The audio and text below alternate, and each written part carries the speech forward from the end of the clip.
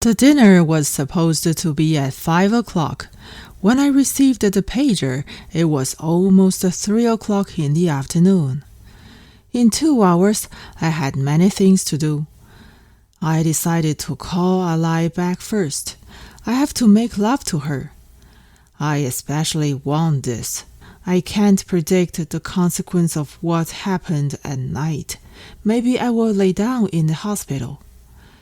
But now Alai and I should enjoy each other's body, the kind of sucking and the kind of gushing.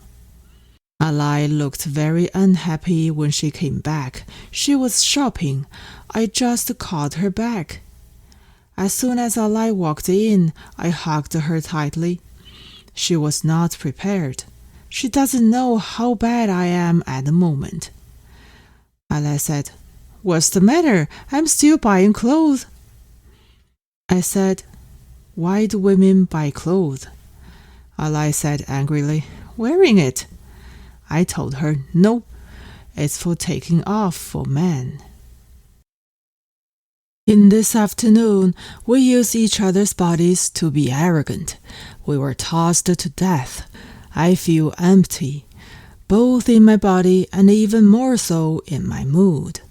I lay naked on the bed and said to Alai, "I have something to do at night. You have dinner by yourself." Alai was not happy and said, "Then I'll go to my uncle to play mahjong." I said, "Have fun. Win back the good mood." After Alai left, I began to prepare carefully. I put on jeans and a denim top. I had to use the widest leather belt and high-top leather shoes. These things are good for me. It was the Mongolian dagger that made me hesitate. After hesitating, I inserted it into the inner side of the belt. If Erhei just beats me up, I will endure it. I owe him, nothing to be argued.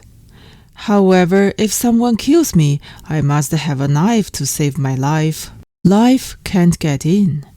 This is the principle. I got everything ready, opened the door, and went out. Just when I was away from home, I suddenly found that the whole room was filled with the smell of Alai. This makes me feel uncomfortable. At 5 o'clock, I met Erhei on Sanchahe Street on time. By this time, I was calm. So is Erhei. Erhei patted me on the shoulder and led me into a very dirty and big noodle restaurant. Erhei ordered 2 bowls of noodles for us. While waiting, Erhei looked around from time to time. I became vigilant and started to look around and look around.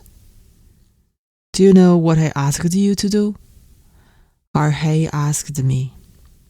"I know," I said. "Brother Hua said all to you?" Erhei said. I don't know what Erhei is talking about. This kid has been in, and now he has learned a roundabout. I really don't know what he's talking about. "It's just developed here," Erhei said. "Brother Hua wants to buy this house and open a 666. You are playing with the camera. Give me planning." I squinted at Erhei and said, "This is easy." We ate this noodle meal for nearly 40 minutes, and our topic has not left this dirty and big house. We talked about the topography, structure, orientation of the door, color. Everything is tailored to local conditions. After talking, we got in a taxi. When the taxi arrived on Shanghai Road, Erhei drove me to 333 for a drink. I decided to get out of the car and said, "Next time, Alai is waiting for me." Erhei suddenly realized and said, "Then another day." I got out of the car. Standing under the street light, it wasn't until this time that I was convinced that Erhei wasn't pretending this evening. This birdman is simply not Erhei. It was definitely not like this before Erhei went in. He would slap me to hell. I stood under the street light and looked back.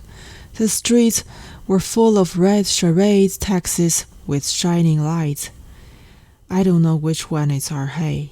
I would rather not fight back and let Erhei give me a quick and painful beating. That would be better than this. I owe a beating, you know. I owe such a beating. I yelled so loudly that I accidentally bumped into the Mongolian dagger in my waist. I pulled out the dagger. It smelled of steel and rust. This dagger makes me sick now.